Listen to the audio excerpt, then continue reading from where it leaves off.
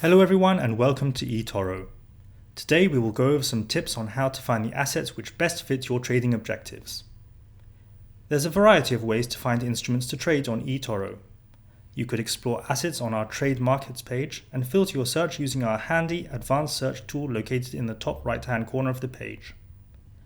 Check out our latest in-app notifications to stay informed about the markets you are following. Read our blog for all the latest market events and platform updates. And read our daily newsletter, which covers recent and upcoming trading opportunities. Another great tool is the eToro newsfeed. You can look over it, see what the eToro community is talking about, and learn the reasoning behind some of our top traders' investment decisions.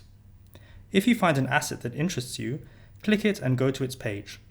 On the asset's profile page, you can open a new position or add it to your watch list if you wish to follow it closely. That's it for now.